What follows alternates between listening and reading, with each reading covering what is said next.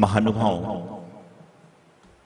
कुछ शब्द हैं अन्याय, अनीति और अभक्ष। तीनों आ से बने हुए हैं, अन्याय, अनीति और अभक्ष।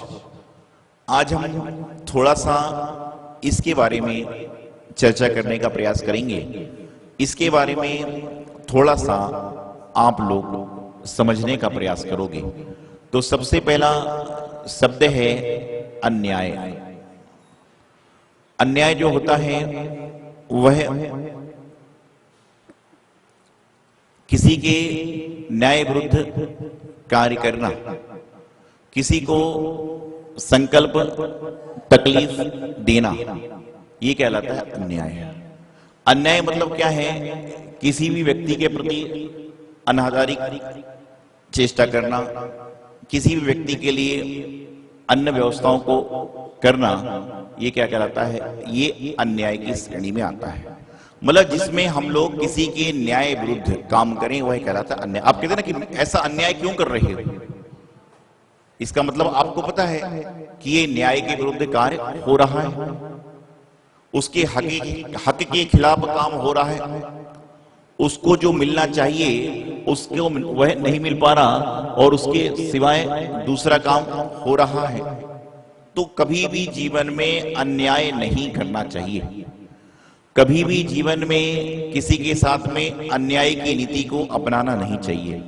कभी भी जीवन में हमें अनीति का उपयोग नहीं करना चाहिए। नीति क्या है? जो हमारी नीति शास्त्र कहता है, नीति शास्त्र कहता है कि कोई रास्ते में चल रहा है और उसको चोट लग गई है, तो न्याय नीति क्या कहती है कि उसको उठाइए, मरहम पट्टी करिए और उसको सुरक्षित करिए। लेकिन अनीति क्या करती है कि वह देखती है कि आदमी गिरा पड़ा है, उसके बाद भी आंखें बंद करके चले जा रही। ये अनीति है, नीति के विरुद्ध कार्य है। जरूरी नहीं कि रास्ते चलते राहगीर की सेवा करिए, जरूरी नहीं कि मंदिर में आकर पुजारी बन जाइए, बल्कि जरूरी है कि अपने अंदर की आत्मा से जब आप टीवी खोलो, जब आप मोबाइल खोलो, जब आप पेपर खोलो और उस समय मालूम चले कि इतने लोगों की मृत्यु हो गई, तो आपके अंदर से एक हृदय से संवेदना जागे। ये क्या होगी? ये नीति कहलाएगी। लेकिन पढ़ने के बाद आदमी क्या दिखता है? यदि मालूम चले कि पेपर में रिजल्ट आया है और मात्र फेल वालों का आया, पास वालों का नहीं आया। किसका? जो लोग फेल हो गए हैं उनका आया, पास होने वालों को नहीं आया। तो आदमी रिजल्ट लेकर पहले किसका नंबर दिखता है उसमें कि मेरे बच्चा फेल तो नहीं हो गया। और यदि मान लो बच्चा का नंबर नहीं निकला तो क्या होगा? फिर किसी से कोई लेना देना ही नहीं है। अरे नीति क्या कहती है कि जैसा आप अपने बच्चे के प्रति हमदर्दी रखते हो, ठीक है, आप दूसरे के बच्चे के प्रति उतना नहीं कर सकते हो, लेकिन बच्चा तो बच्चा ही है।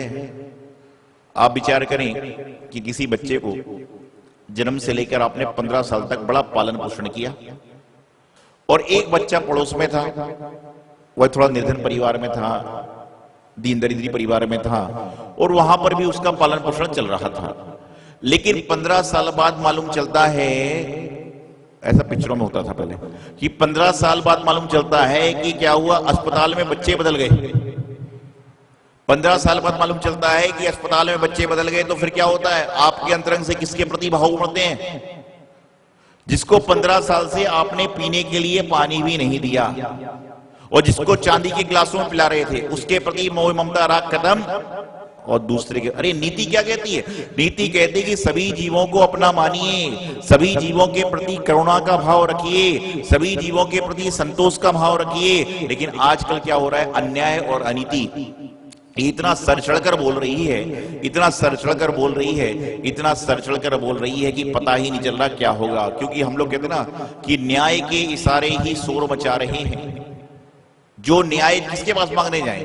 आज हम यदि मान लो, आपने देखा होगा, मैं तो कभी गया नहीं है, लेकिन आप लोग भी शायद कभी गए नहीं होंगे, लेकिन पिक्चरों में देखा होगा कि जो कटघरा होता है, कटघरे के पास में जो माता जी या वो पुतला रहता है, हाथ में तराजू रहती है और तराजू रहती है और आंख में पट्टी बंधी है। कौन सी? काली। कहावत तो यही है कि यहाँ पर काली पट्टी बंधी, को कुछ दिखता नहीं है तो तराजू हाथ में लिए हुए हैं, लेकिन वहां पर रखने के बाद जब कोई मुजरिम जाता है तो उसके सामने क्या रखी जाती है? हिंदू है तो गीता, दूसरा है तो बाइबल, और जैन धर्म का आदमी है तो पद्म पुराण। मुझे पता नहीं क्या होता है, वहां पर रखा जाता है और उसके बाद कहते हैं, क्या कहते हैं कि मैं गीता पर हाथ रखकर कह रहा हूं, जो कहूंगा सच कहूंगा। अब वकील को पता है कि मेरा जो कैंडिडेट है वो झूठ बोलने वाला है, उसको सब पता होता है, लेकिन उसके बाद ही वकील ही जो उसको झूठ बुलवा रहा है वह गीता पर। अरे भैया, मैं आपको एक बात बता दूं कि गीता पर भी हाथ रखकर लोग झूठ बोल सकते हैं, क्योंकि गीता में कहां श्री कृष्ण के हस्ताक्षर हैं। और जिस व्यक्ति के पास में अन्याय की भाव नहीं होगी, नीति अनीति का भाव नहीं होगा, वह गीता की बात तो छोड़िए, जो सामने इंसान खड़ा है उसमें भी भगवान का रूप देख लेगा और अपने जुर्म को कबूल कर लेगा। लेकिन आजकल न्याय की बात ही नहीं है, नीति की बात ही नहीं है। यहां तो बस करे जाओ, बाद में जो होगा देखा जाएगा। सबको चिंता लगी हुई है कि बस हम तो कैसे भी करके भस्ल काम करें, उल्टा सीधा काम करें, और उल्टा सीधा काम करने के बाद में अपने सुख संपदा को भरें। ध्यान रखना, काम कैसा भी करो, लेकिन सीधा होना जीवन में बहुत जरूरी है। आप काम करिए, अन्याय से मत करिए, अनीति से मत करिए, कमाइए। कमाना इंसान की जरूरत है, लेकिन कमाइए उतना ही जितना आपको कमाने की आवश्यकता है। और ऐसा तो मत करिए, कम से कम अन्याय ऐसा तो मत करिए, अनीति ऐसी तो मत करिए कि यदि कोई व्यक्ति आ गया और आपको मालूम चला कि ये व्यक्ति तो कुछ जानकार नहीं है, तो आप क्या करते हो? आप तो अच्छे लोग हैं, आस पड़ोस के लोग क्या करते हैं? उन्होंने देखा, आओ देखा ना था, बोले ये तो कुछ जानकार नहीं, तो जो 10 रुपए का माल सबको बिक रहा है, उसको कहते सुनो, ये आखिरी पीस है, 15 रुपए में तो लेना ले लो, ये तो बहुत खरीदार आ रहे हैं। और वह बेचारा आपके भरोसे होकर, आपके न्याय के ऊपर, आपकी नीति के ऊपर 15 रुपए का माल लेकर जाता है और अगले दिन फिर आता है। क्यों? क्योंकि उस पर आपका अविश्वास है, लेकिन उसको आप पर विश्वास है। तो ऐसा अन्याय मत करो, किसी का सामान मत हड़पो, किसी की चीज को मत हड़पो। ठीक है, अपना हिस्सा लीजिए, लेकिन दूसरे हिस्से को तो छोड़ दीजिए। लेकिन आज तो हम क्या चाहते हैं, हमारा भी, तुम्हारा भी और पड़ोसी का भी। क्या होगा? इस संसार में अन्याय, अनीति इतनी सर चढ़कर बोल चुकी है, इतनी सर चढ़कर बोल चुकी है, इतनी सर चढ़कर बोल चुकी है कि हमें कुछ समझ में आ ही नहीं रहा है कि हमें करना क्या है, क्या करणीय है, क्या अकरणीय, पता ही नहीं चल पा रहा। तो अन्याय, अनीति और अभक्ष समझते हैं आप लोग? अभक्ष से मतलब जमीकंद नहीं है। लोगों ने क्या समझ रखा है कि आलू प्याज को अभक्ष मान लिया। अभक्ष मतलब यह है कि जो अचार आदि होते हैं, जो सड़ जाते हैं, एक मर्यादा के विरुद्ध जो भी भोजन होता है वह अभक्ष की श्रेणी में आता है। चाहे वह रात्रि भोजन हो, चाहे खाना हो, चाहे पीना हो, चाहे अचार हो, चाहे पापड़ हो, चाहे कुछ भी हो, ये अभक्ष कहलाता है। 22 अभक्ष के नाम जिनवाणी में अपने पढ़े होंगे। लोगों ने मान रखा है कि अभक्ष ऐसा होता, अरे ऐसा नहीं है। अभक्ष मतलब ये कि वह खाने की वस्तु जिसकी मर्यादा विहीन हो चुकी है उसको अभक्ष कहते हैं। मुझे आप बताइए, आप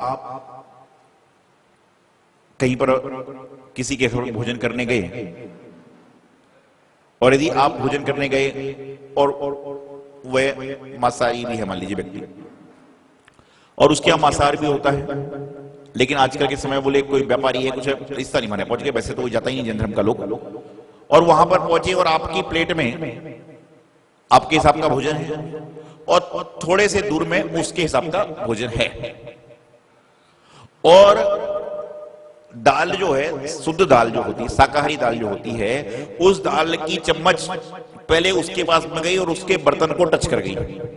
दाल गलत नहीं है, दाल शुद्ध है, शाकाहारी है, और वह दाल लेकर आपके पास देने को आएगा, तो क्या आप उस दाल को खा सकते हैं? बताइए मुझे आप। नहीं खा सकते।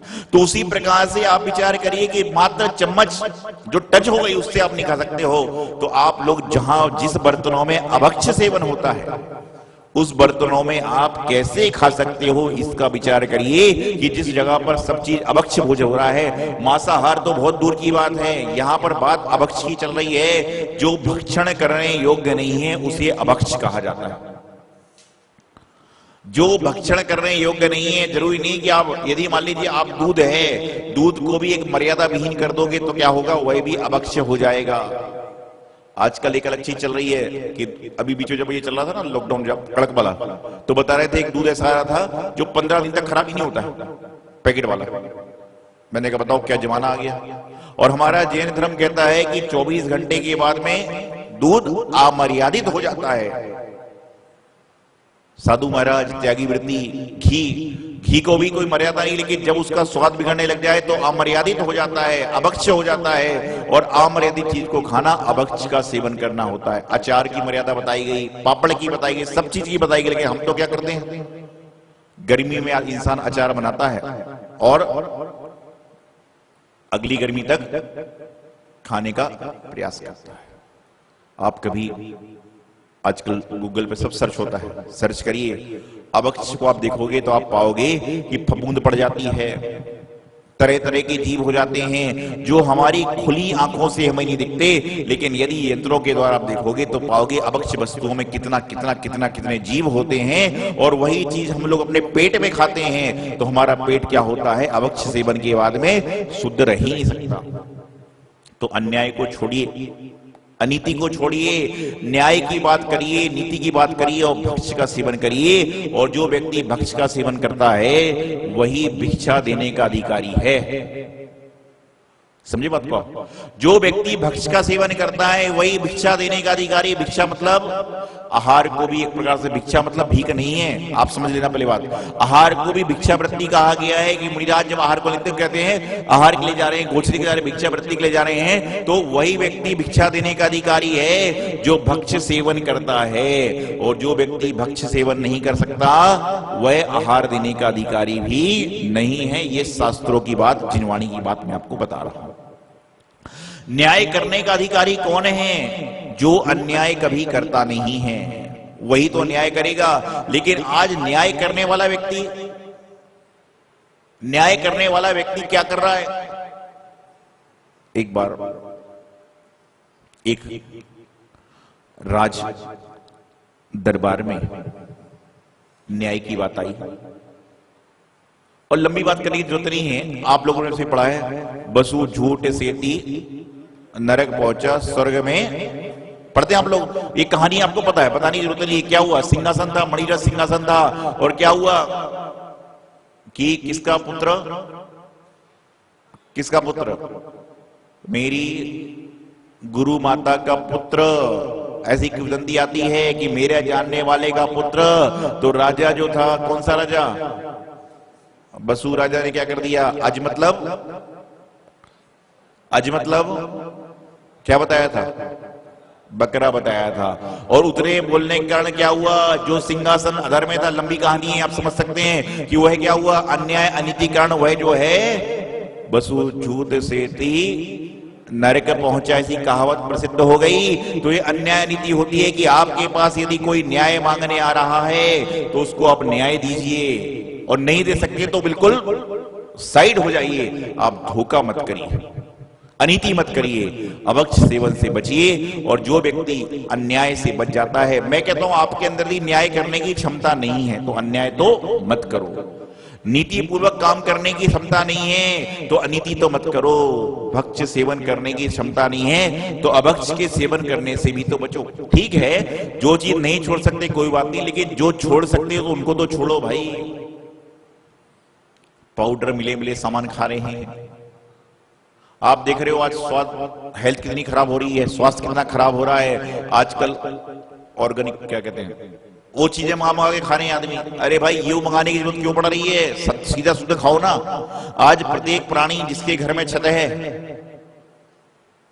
जिसके घर में बालकनी है, जिसके घर में बगीचा है, और जिसका पास प्रॉपर्टी है, बंगला है, बहुत अलग से जमीन है, उसको चाहिए कि 10-5 सब्जियों के पेड़ लगा ले, और कम से कम इतनी सब्जी तो आपके छत पे, आपके बगीचे में हो जाएगी कि घर वालों का पेट आराम से भर जाएगा। लेकिन महाराज जी, पेट भरने की बात कहां पर है? यहाँ तो स्टैंडर्ड की बात है।